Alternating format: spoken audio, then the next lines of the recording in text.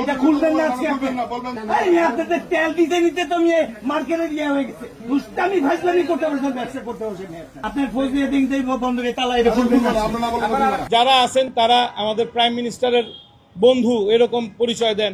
এমন হয়েছে যে পলকের মতো ইন্টারনেট বন্ধ করি নাই, ইন্টারনেট বন্ধ হয়ে গেছে। আমরা তো রাজনীতি করি নাই, আজকে মনে হচ্ছে যে রাজনীতি না করাটা মনে হয় ভুল হয়েছে। হুমকি দিছে, এখন একটা শোরুম বন্ধ করছে, সামনে সবগুলো বন্ধ করে দিবে। যদি শহীদ ওসমান হাদির মতো কেউ একজন ঠাস করে একটা গুলি মারে, ওনারা যখন এসেছেন তখন ওনারা পুলিশ সাথে নিয়েই এসেছেন।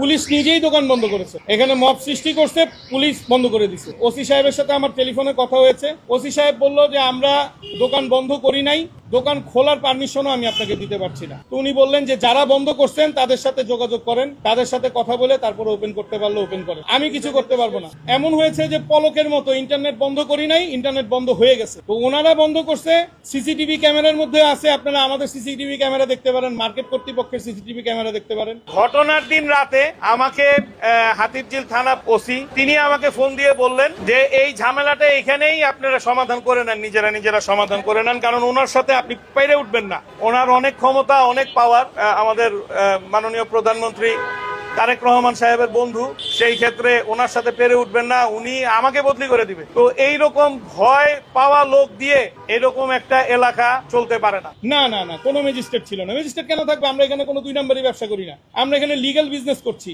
আমরা একটা অফার দিয়েছি, 2টা কিনলে 4টা ফ্রি, 330 টাকা পরে একটা পাঞ্জাবির দাম। যাদের প্রয়োজন গরমে আরাম নিয়ে হবে না হাহুতাশ, ঘুরলে পরে ওয়ালটন ফ্যান বাতাস আর বাতাস, তারাই নিতে আসছে। এখন আমার যে কাস্টমার তারা কখনোই প্রিন্স আর কিংসের থেকে কিনবে না, আল মোস্তাফা থেকে কিনবে না, কারণ তাদের পয়সার অনেক মূল্য, তারা অনেক কষ্ট করে ইনকাম করে। সুতরাং তারা তাদের কাছে যাবে না, তাদের কাস্টমার বেজ আলাদা, আমার কাস্টমার বেজ আলাদা। আমার কাস্টমারও তাদের কাছে যাবে না, তাদের কাস্টমারও আমার কাছে আসবে না। তো তারপরও তারা একটা আক্রমণাত্মক পরিবেশ তৈরি করে পুরা মার্কেটের, তাদের স্টাফ সহ, তারা প্রত্যেকটা ব্যবসায়ী সহ, আরো কিছু বাইরের লোকজন সহ তারা আসছে। এবং আমরা সবসময় একটা আতঙ্কে থাকি। যারা আছেন তারা আমাদের প্রাইম মিনিস্টারের বন্ধু এরকম পরিচয় দেন। প্রাইম মিনিস্টার তাদের কাছ থেকে কেনাকাটা করে দামি দামি কাপড় চোপড় কেনে। তা আমরা এই পর্যন্ত প্রাইম মিনিস্টারকে এত দামি কাপড় পরতে দেখি নাই। আমরা প্রাইম মিনিস্টারকে দেখছি সাধারণ মানুষের মতো সাদা একটা শার্ট, কালো একটা প্যান্ট পরে। আপনারা তো তাই দেখেছেন। যেই মানুষ একটা সাধারণ সার্জনকে ডাক দিয়ে ঈদের জন্য সে কোলাকুলি করতে পারে, সেই মানুষ এত ডন লেভেলের লোকজন তার বন্ধু থাকবে, আমি এটা বিশ্বাস করি না। সম্ভবত প্রাইম মিনিস্টার জনাব তারেক রহমান সাহেবের নাম ভাঙিয়ে তারা খাচ্ছে। আপনি দেখেন আমার মোবাইল ফোন আমি ফ্লাইট মোড দিয়ে রাখছি। কেন ফ্লাইট মোড দিয়ে রাখছি? কিছুক্ষণ আগ পর্যন্ত আমাকে বলতেছে যে এই সাংবাদিকরা তো কালকে থাকবে না, পরশুদিন তুমি কি করবা। বিভিন্ন সময় বিভিন্ন ব্যবসা বাণিজ্য করে আসছি একের পর এক। ঢাকা ফোনের আমল থেকে ঢাকা ফোন বন্ধ করে দিয়েছেন, মির্জা আব্বাস সাহেবের ছিল দেখে। ঢাকা ফোন বন্ধ, ন্যাশনাল ফোন বন্ধ, র্যাঙ্ক সেল বন্ধ, পিপলস সেল বন্ধ, সিটি সেল বন্ধ, এগুলা প্রতিনিয়ত আমরা করে আসছি। ব্যবসায়ীদের ব্যবসা করার মতন পরিবেশ এই দেশে এখনো তৈরি হয়নি। আইনি পদক্ষেপ গ্রহণ করব কিভাবে? যেখানে পুলিশ আমাকে বলতেছে ফোনে যে আপনার ব্যাপারে আধা ঘন্টা আমি যাচাই বাছাই করছি, আধা ঘন্টা আপনার ব্যাপারে সব ইনফরমেশন গ্যাদার করে আপনাকে আমি ফোন দিছি। তো একজন থানার ওসি যদি আমার মতো একজন সাধারণ ব্যবসায়ীকে ফোন দিতে গিয়ে আধা ঘন্টা তার সময় লাগে আমার ব্যাপারে ব্যাকগ্রাউন্ড চেক করতে, সেই লোকের কাছে আমি গিয়ে আইনি সহায়তা কি পাবো? সেই লোকের কাছে তো আমি সহায়তা পাবো না। আমার এক পরিচিত, সে আমাকে বলল যে যদি এই প্রিন্স আর কিংস এর মালিকের বিরুদ্ধে তুমি সাধারণ একটা জিডিও করতে পারো, আমি হাতে চুরি করবো। সে অনেক বড় নেতা, বিএনপির নেতা। তো এত কিছু শোনার পরে আমরা তো ভাই ব্যবসা বাণিজ্য করি, আমরা ডাল ভাত খায়া বাইচা থাকি, আমরা তো রাজনীতি করি নাই। আজকে মনে হচ্ছে যে রাজনীতি না করাটা মনে হয় ভুল হয়েছে। এই সিন্ডিকেটের যে সদস্যরা আছে তারা আমাদেরকে একটা হুমকি দিছে, এখন একটা শোরুম বন্ধ করছে, সামনে সবগুলো বন্ধ করে দিবে।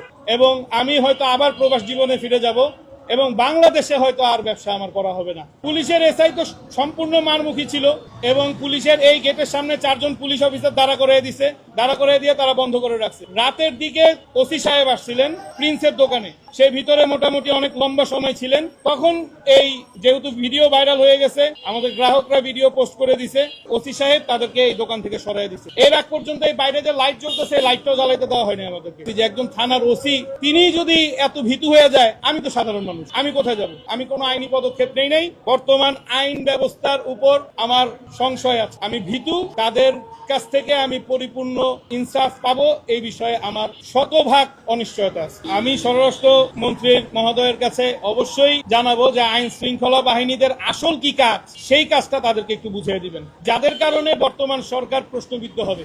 গরিব মানুষ কেনাকাটা করতেছে ঈদের আনন্দ করার উদ্দেশ্যে, সুস্থ মস্তিষ্কের মানুষ এই প্রতিষ্ঠান বন্ধ করতে পারে না। আমি তো বললাম, আমি মগবাজার মোড় থেকে আমি আসার সময় আমার গাড়ির গ্লাসের পর্দাটা উঠে নিয়ে আসছি, কারণ যদি শহীদ ওসমান হাদির মতো কেউ একজন ঠাস করে একটা গুলি মারে, আপনারা হয়তো 2-4 দিন মনে রাখবেন শহীদ ওসমান হাদির মতো।